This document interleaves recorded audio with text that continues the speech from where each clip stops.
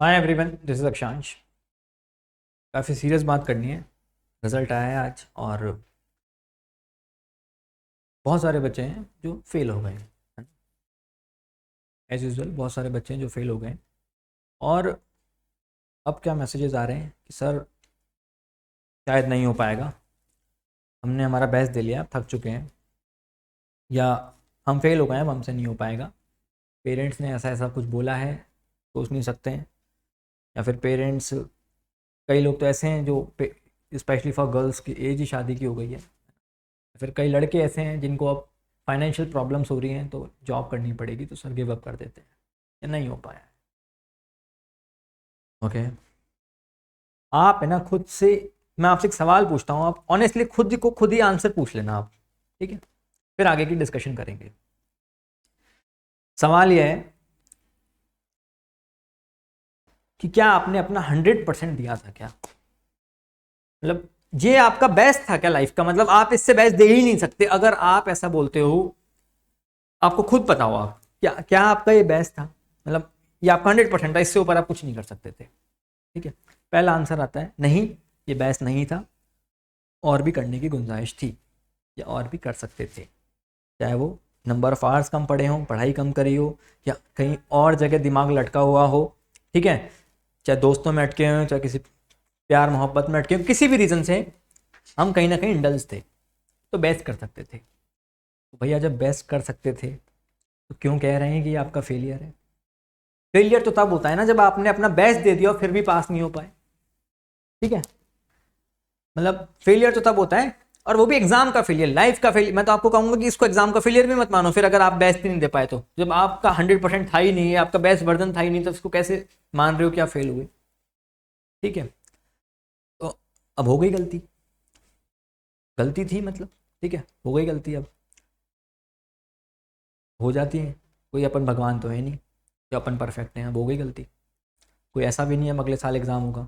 ठीक है, ये तो हमारे एग्ज़ाम है 3 महीने बाद। ओलंपिक्स होते हैं 4-4 साल में, हो जाती हैं छोटी छोटी गलतियाँ, फिर 4 साल बाद मौका मिलता है। वो लोग ही गिव अप नहीं करते। तुम्हारा तो 3 महीने का खेल है, कौन सा फेलियर है? 3 महीने बाद वापस से पेपर है, हैं? सर आप नहीं समझोगे यार, आप पास हो गए इसलिए कह रहे हो। हमारे पेरेंट्स ने हमें क्या क्या बोला है, हमारे वो रिलेटिव्स पड़ोसी क्या बोल रहे हैं, बाहर निकलने में शर्म आ रही है अब तो। बहुत फ़र्क पड़ता है ना तुम्हें, मतलब उन लोगों से फ़र्क पड़ रहा है तुम्हें, उन रिलेटिव से जिनको, वो तुम्हारी लाइफ में कोई कोई भी काम के नहीं है। सच बता रहा हूँ मैं, ऑनेस्टली बता रहा हूँ।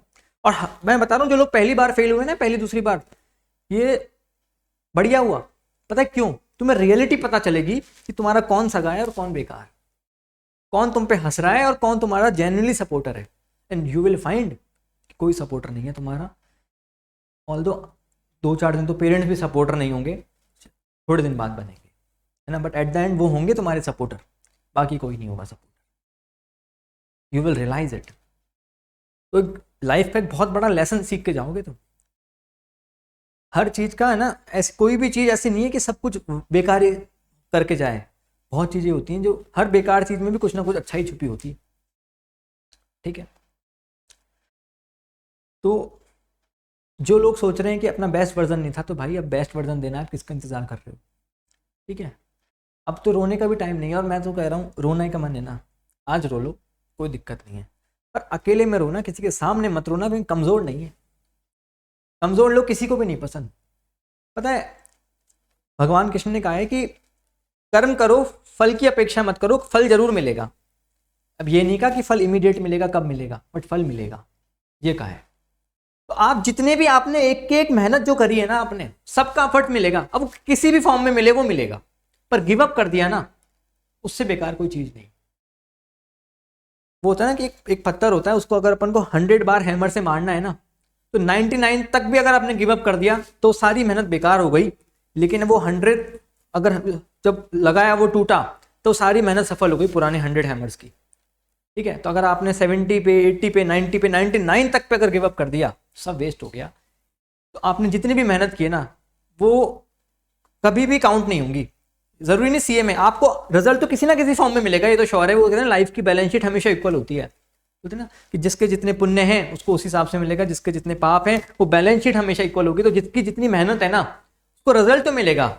ठीक है, अब वो किस फॉर्म में मिलेगा ये पता नहीं, पर रिजल्ट मिलेगा।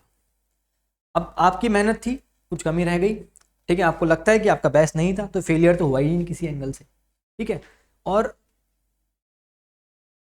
अब आपको लग रहा है कि सर हमारे साथ ऐसा हुआ, सबसे ज़्यादा पता है दिक्कत क्या हो रही है, कंपैरिजन की दिक्कत हो रही है कि XYZ चिंटू का तो हो गया, हमारा नहीं हुआ।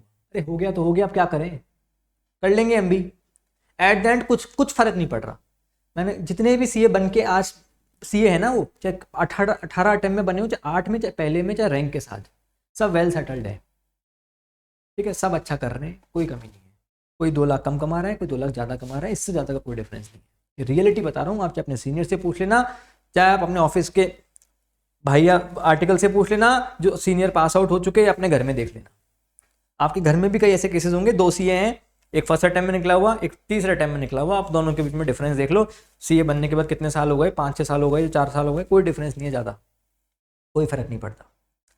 अब दूसरा केस आता है, सर बैच दिए थे, सब कुछ बैच था सर, सब किए थे, मॉक भी लिखे थे, सब किया था, पर नहीं हुआ। तो भैया मैं तुम्हें बताऊं,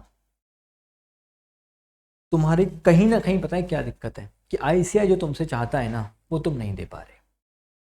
आईसीआई को जो तुमसे चाहिए वो तुम नहीं दे पा रहे, इधर तुम्हारी स्ट्रेटेजी खराब है।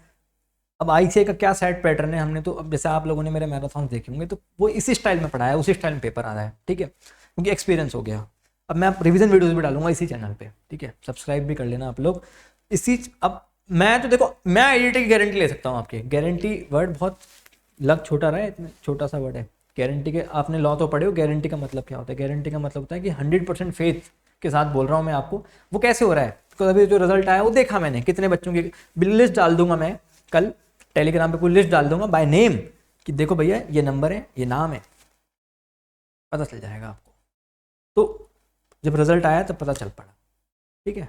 50% बच्चों की एग्जाम्शन है हमारे आईआईटी में अभी तक के डेटा के हिसाब से। ओवरऑल भी 45-50% के आसपास रहेगी। लास्ट टाइम रिजल्ट में 60% एग्जाम्शन थी हमारी आईआईटी में, ठीक है। तो अब की बार कुछ 1800 बच्चे के आसपास बैठे थे, तो वो सारे ऐसे ही हैं जो फास्ट ट्रैक में बैठते हैं ना बच्चे, फास्ट ट्रैक में जो बच्चे बैठते हैं सब फेलियर। मतलब मेनली प्राउड की फीलिंग पता है क्या है, कि फेलियर बच्चे और वो ये रिजल्ट आ रहे ना, तो इसका मतलब कमी उन बच्चों में नहीं थी, कमी वो जिस तरीके से पढ़ रहे थे ना उसमें थी। उनको इंटरेस्ट नहीं आ रहा था, just because they were not liking that subject. वो कोई सा भी सब्जेक्ट हो सकता है, इट्स नॉट अबाउट आईआईटी, ठीक है।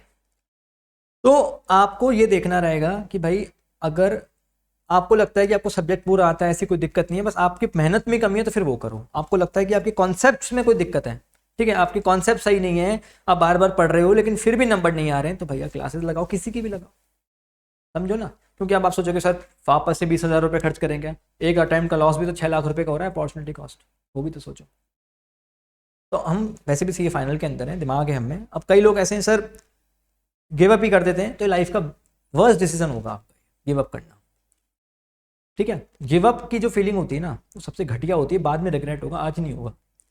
कभी गिव अप करने का मन हो ना तो ऐसे इंसान से बात करना जिसने सीए कभी गिव अप की थी और उसको सीए गिव अप करे 10 साल हो गए, उसके वो है ना अंदर से उससे पूछना, खुद ही बता देगा कि हाँ भैया बहुत बड़ा गिल्ट था मेरी लाइफ का, ठीक है।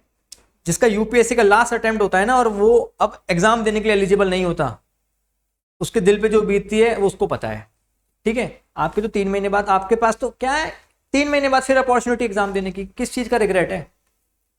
अब कोई बात नहीं, इस बार नहीं हुआ, 3 महीने लेट सही, इससे ज्यादा तो क्या हो रहा है, 3 महीने कब निकल जाएंगे पता भी नहीं चलेगा, ठीक है। तो ये जितने भी नेगेटिव थॉट्स हैं, जितने भी नेगेटिव लोग हैं ना, और देखो यार सुनो मेरी बात, लोगों ने तो तुम्हें पहले ही बेकार डिक्लेयर कर दिया ना, अब किसी की कोई एक्सपेक्टेशन भी नहीं रही तुमसे। रिश्तेदारों की नज़र में जो तुम्हें आज तक हीरो समझते थे बिकॉज तुम्हारे स्कूल में बहुत अच्छे एकेडमिक रिकॉर्ड थे, या तुमने कुछ भी उखाड़ा हो, है ना, तुम्हें एकदम बढ़िया समझते थे, अब वो तो तुम्हें कुछ समझ नहीं रहे। बढ़िया है ना, लोगों की नज़र में हम कहाँ पे हैं, हम जीरो पे हैं। लोगों की नज़र में, लोगों की नज़र में हम कहाँ पे आ गए, हम लोगों की नज़र में जीरो पे आ गए। अब बढ़िया है, अब हम अकेले हो गए, ना किसी को हमसे कोई मतलब, ना किसी को हमसे कोई एक्सपेक्टेशन। अब जीरो पे इंसान कुछ खोने का डर तो है नहीं, अब वैसे ही जीरो पे हैं तुम लोगों की नज़र में। तो अगर लोगों से तुम्हें बहुत फर्क पड़ रहा है ना, तुम्हें पड़ता है, उनको पता है बहुत फर्क पड़ रहा है ना, इन लोगों की नज़र में तो वैसे भी जीरो पे हैं। अब यहाँ से कुछ गिरने का तो है नहीं, यहाँ से बढ़ने का ही है, ठीक है, फ्रंट फुट पे आके खेलो आराम से, बढ़िया। इससे ज़्यादा क्या हारोगे तुम? हार गए ना। तुम्हारी नज़र में तुम सबसे बेकार हो ना, तुम तो यही मान रहे हो कि तुम बहुत अंडर कॉन्फिडेंट फील कर रहे हो ना। इससे ज़्यादा गिरने का तो कुछ है नहीं, अब तो बढ़ने का ही है। आजमाओ। सर फाइनेंशियल प्रॉब्लम है फैमिली में, ये है वो है। भाई करो उसको मैनेज कैसे भी, 3 महीने की बात है, ट्राई टू कन्विंस। अभी तक भी तो गाड़ी चल रही थी ना। Try to convince anyhow कि सिर्फ 3 महीने की बात है, सर शादी करा रहे हैं पेरेंट्स, ट्राई टू कन्विंस, ये हैंडल करना पड़ेगा, सीखो।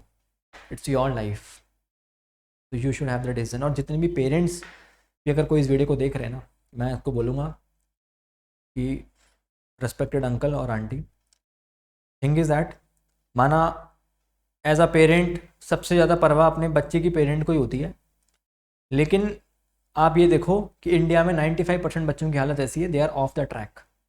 ठीक है, ये तो आप सीए वाले लोगों को देख रहे हो, आप जाओ दूसरी फील्ड्स में, जाओ एमबीए इंजीनियरिंग लॉ वालों को देखो, आपकी सुनते तो हैं कम से कम बात, है ना।